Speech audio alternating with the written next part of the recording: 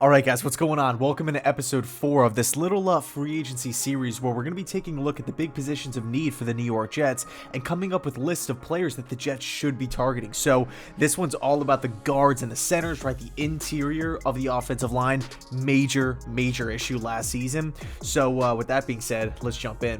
So the first player on this list is one of the headliners of the entire 2021 free agency class, one of the best guards in the league. It's Brandon Scherff of the Washington football team. Coming in at 6'5", 315 pounds, Brandon Scherff is an absolute beast, and there's really no other way to describe this guy, right? He's fantastic at both run protection and pass protection. He's 29 years old, so he's in his prime. Former 5th overall pick, multiple Pro Bowlers. Coming off, I would say right now, the best season of his career in 2020, where he was first team All-Pro. Brandon Scherff is the full package. Right, he is a top 5 guard, top 6 guard in this league, in the league today. Any team that signs him will be getting a massive upgrade. He did play under the franchise tag in 2020, so Washington values Scherff. They like Scherff. They would love to keep him. Obviously, he did really well in his one season with Ron Rivera, and then of course throughout the whole Jay Gruden regime, Brandon Scherff has been a staple. There has been some question marks about missing time, injuries, and whatnot. It's been a while since he's finished a full season. It's not like he's missing 14 games a year or anything crazy like that, but he's finished 2 seasons, right? His first back-to-back rookie season, sophomore season, those are the only 2 years that he played the entire year. Every other season he's battled with some sort of injury. He's kind of been banged up, but nonetheless, if Scherff hits the open market, if he's not back in Washington next season, if they're reluctant to pay him or hand out that big time contract, he's going to have a lot of teams calling. He is the marquee guy in this free agency class, of course, as it pertains to the guard position. Player number 2 on this list is another obvious choice. It's Joe Thuney of the New England Patriots. 28 years old, 6'5", 310 pounds, Joe Thuney has been reliable. He's been durable. He's been a consistent staple for the Patriots offensive line ever since he was drafted back in 2016. He has never missed a game. Think about that. Joe Thuney has never missed a game.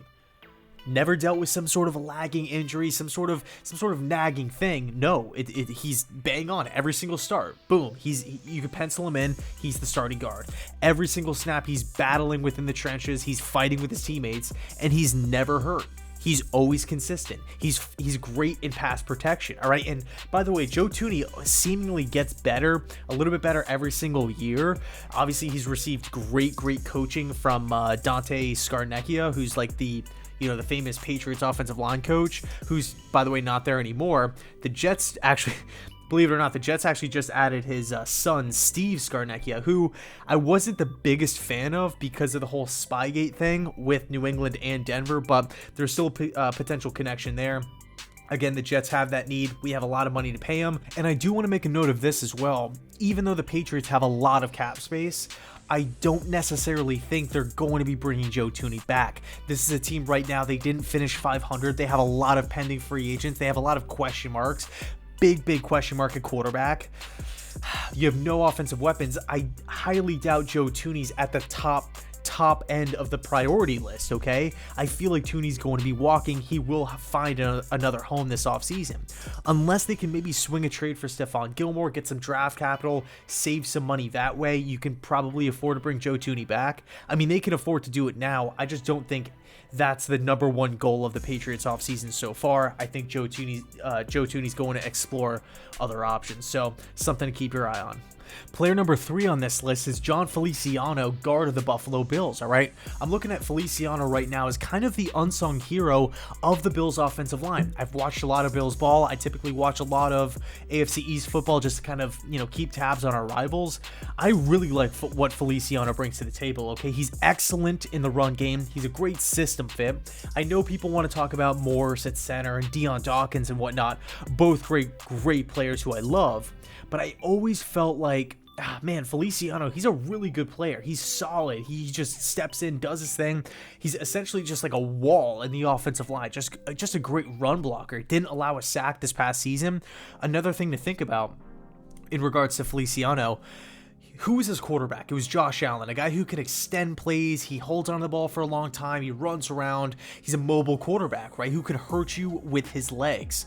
Think about all the guys that are rumored or that are likely to start with the New York Jets next season.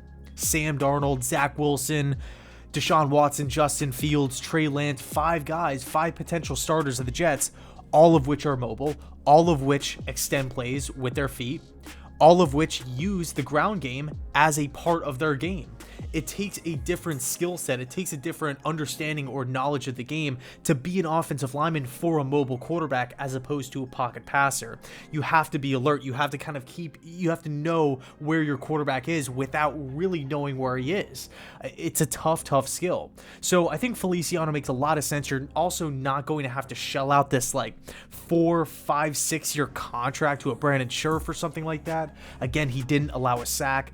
I think at 29 years old in his prime, Feliciano would be a solid fit.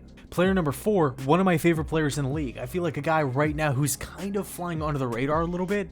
We're going back to New England. It's center David Andrews. All right, now we are veering away from the guard position right now. As we all know, Connor McGovern, he struggled. He's a part of the interior offensive line last year. He was kind of, I want to say, Joe Douglas's biggest name that he brought in last free agency. Multiple year contract from Denver.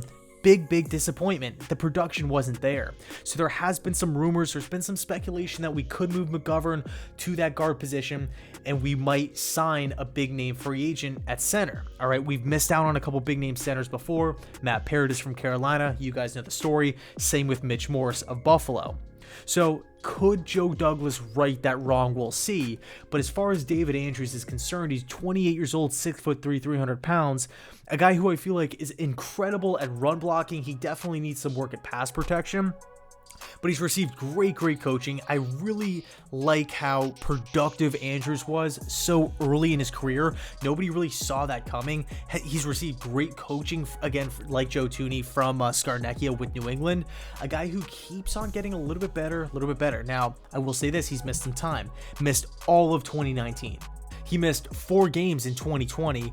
We have to do our due diligence here, but I feel like at the end of the day, David Andrews' stock is trending up. I don't see him falling off a cliff. He's received great coaching. He's been highly productive early in his career. He's a great run blocker. Not to mention off the field, he's a great leader as well. He's a captain of the Patriots, and by the way, he received that title at such a young age. It's remarkable, okay? So essentially, the Jets would be upgrading at center. We can now move Connor McGovern to guard or trade him or cut him or do whatever we want with him. It makes McGovern expendable. The assumption would be we're getting better in the running game and we're getting an off-the-field leader, something that the Jets desperately need. I mean, we need some leadership. We need some guys to take the reins of this team. We don't have many guys that can do that or that have done that in the Gase regime, right? Practically nobody. And I feel like the guys that kind of did are gone with Jamal Adams and Le'Veon Bell. So, and you can make the argument that they didn't even do a good job of that as it is. So I feel like David Andrews checks so many different boxes. I feel like he could be back with the Patriots next season. I feel like that's the guy that the Pats identify or want to bring back. They identify him as he's the number one guy. If we have to bring anybody back on the O-line, it's going to be him because he's going to be cheaper than a Joe Thuney. But I feel like at the end of the day, Andrews would be a great fit. Player number 5 on this list isn't really the most productive. Former second-round pick from the Seattle Seahawks, Ethan Posek. All right, now I loved Posek at LSU. He has great size, 6'6", 320 pounds, really athletic. All right, really versatile. Not that productive. So he's played some center. In college, he played center. Played some center. He can play guard. He also has the athleticism and size to play some tackle. So I think right now Posek could be one of these guys that the Jets could bring in, and he could be that band-aid, right? Because we have George Fant at right tackle. We have Mekhi Becton at left tackle. Okay, we know that for sure. Of course, we can still upgrade that. Who knows? The Jets, whatever, we might go Penei Sewell or something like that. But looking at the team right now, heading into free agency, we'll put the draft aside for now. We have the 2 tackle positions shored up. Center, we have Connor McGovern. I'm sure he's going to be back with the team next year. I would like to re-sign Pat Elflein. So we have a rotational piece at guard, a question mark at center who we can move to guard if need be.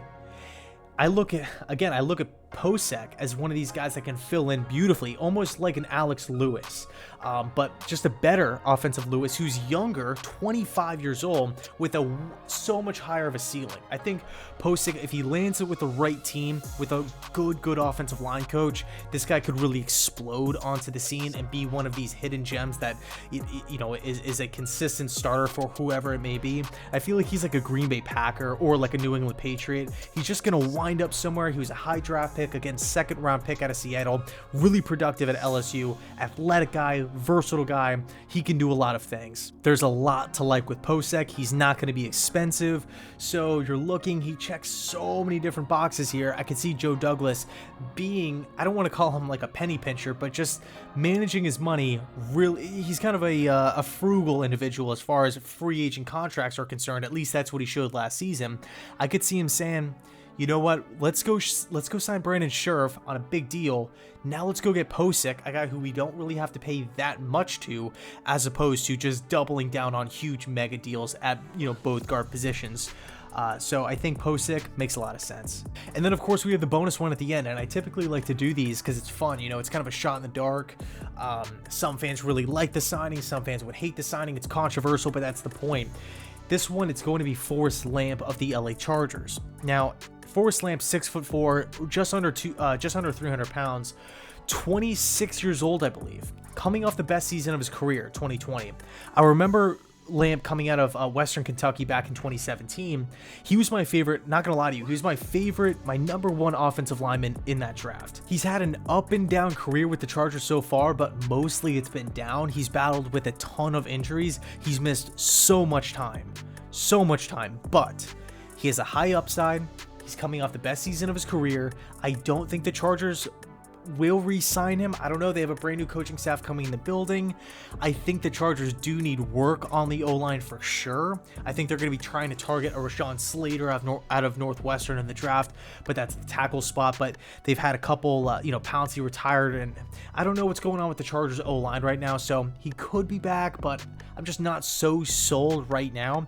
If Forrest Lamp does hit the open market, I do think he would fit well with the Jets as kind of that rotational guard, that depth piece that could battle for a starting spot. He's great in the run game, needs a lot of work in the pass game. Okay, so Forrest Lamp, kind of controversial, could go either way here, but that's the bonus one. I would be actually pretty happy if the Jets were to pick him up. So I'll leave it there. Let me know your thoughts down below in the comment section. Who are some of the interior offensive linemen that you're looking at this free agency period? I feel like it's kind of one of these classes where it's Brandon Scherff and Joe Thuney and then everybody else. But I feel like if you dig deep and kind of, identify some guys that you really like, you could find some hidden gems. And I think this class is actually pretty rich with guard talent. So I'll leave it there. Thanks so much for watching. Thanks so much for sticking with this channel. I really, really appreciate it. And as always, go Jets.